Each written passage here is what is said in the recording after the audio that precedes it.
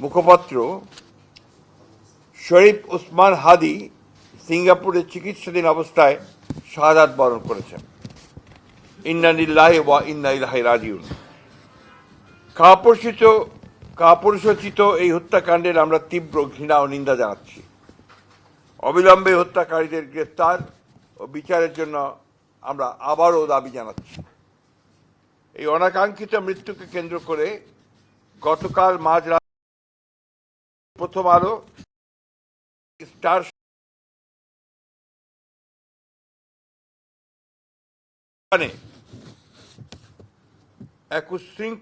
একদল উচ্ছৃঙ্খল মানুষ অগ্নিসংযোগ করেছে। কর্মরত সাংবাদিকদের জীবন মৃত্যু ঝুঁকির মধ্যে ঠেলে দিয়েছে। সম্পাদক পরিষদের সভাপতি, নিউ এজের সম্পাদক, ফ্যাসিবাদ বিরোধী জুলাই আন্দোলন সহ দেশের সকল গণতান্ত্রিক আন্দোলনের অন্যতম সাহসী ব্যক্তিত্ব বরেণ্য সাংবাদিক জনাব নুরুল কবিরের উপরে আক্রমণ করা হয়েছে। ছায়ানট সহ আরও কয়েকটি সাংস্কৃতিক প্রতিষ্ঠানে হামলা করা হয়েছে এবং আজ উদীচীতেও হামলা করা হয়েছে এবং অগ্নিসংযোগ করা হয়েছে। এবং গতকাল খুলনা ও ভারতের হাইকমিশনের কার্যালয় বাসভবনে হামলা করা হয়েছে। চট্টগ্রামে ধানমন্ডির 32 নম্বরে আবার অগ্নিসংযোগ করা হয়েছে। ইন্দিরা গান্ধী কালচারাল সেন্টার ভাঙচুর, অগ্নিসংযোগ করা হয়েছে। উত্তরাতে 32টি দোকান ভাঙচুর ও আওয়ামী লীগ নেতার বাড়িতে অগ্নিসংযোগ করা হয়েছে। এবং সবচেয়ে মারাত্মক, ধর্ম অবমাননার অভিযোগ এনে ময়মনসিংহে এক হিন্দু যুবককে গাছে ঝুলিয়ে পিটিয়ে হত্যা করা হয়েছে, আগুন দিয়েছে। চট্টগ্রামের মহিউদ্দিন চৌধুরীর বাসায় আবার অগ্নিসংযোগ করা হয়েছে, ভাঙচুর করা হয়েছে।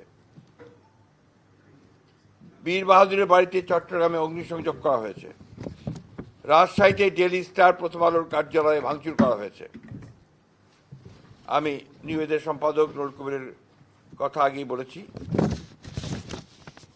আমরা এই ঘটনাবলীর তীব্র নিন্দা জানাচ্ছি ও ঘৃণা প্রকাশ করছি।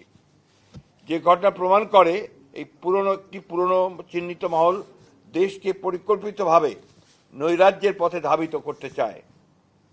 অনেক রক্তের বিনিময়ে অর্জিত আমাদের ভোটাধিকার তথা গণতান্ত্রিক অধিকারকে তারা নস্যাৎ করে দিয়ে দেশে ফ্যাসিবাদের একটি নতুন সংস্করণ তৈরি করতে চাচ্ছে। সরকারের নাকের ডগাতেই তারা এই তৎপরতা চালিয়ে যাচ্ছে।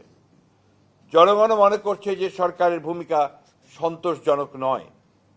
ফলে দেশ বিদেশে সরকার তথা দেশের ভাবমূর্তি ক্ষুণ্ণ হয়ে চলেছে। ইতিমধ্যে এই হত্যাকাণ্ডের প্রতিবাদে দেশের সকল রাজনৈতিক দল প্রতিবাদ করেছে এবং হত্যাকারীদের বিচারের দাবি জানিয়েছে। হত্যাকারীদের গ্রেফতার করে বিচারের আওতায় আনতে সরকারের প্রতি চাপ সৃষ্টি করে চলেছে। এরূপ পরিস্থিতিতে এই ধরনের ন্যাক্কারজনক হামলার আমরা জাতীয় সংসদ নির্বাচন তথা গণতান্ত্রিক উত্তরণের প্রক্রিয়াকে অনিশ্চিত করার ষড়যন্ত্র বলেই আমরা মনে করছি। শান্তিকামী গণতান্ত্রিকামী দেশবাসীর পক্ষ থেকে এই ঘৃণ্য ষড়যন্ত্রকারীদের আমরা হুঁশিয়ার করে দিতে চাই। এত রক্তের বিনিময়ে অর্জিত আমাদের দেশকে আমরা ধ্বংস করতে দিতে পারি না। এই অপশক্তিকে ঐক্যবদ্ধভাবে রুখে দিতে হবে। এই ষড়যন্ত্র প্রতিহত করতে নৈরাজ্য বিরোধী সকল রাজনৈতিক সামাজিক শক্তির আজ ঐক্যবদ্ধ হওয়ার কোনো বিকল্প নাই। যে ঐক্যের মাধ্যমে আমরা ফ্যাসিবাদের পতন ঘটিয়েছি এবং অন্তর্বর্তীকালীন সরকার ও জাতীয় নির্বাচন আদায় করেছি, তারই ধারাবাহিকতাতে আমরা সকল দেশপ্রেমিক শক্তিকে আজ আবারও ঐক্যবদ্ধ হওয়ার আহ্বান জানাচ্ছি। ধন্যবাদ।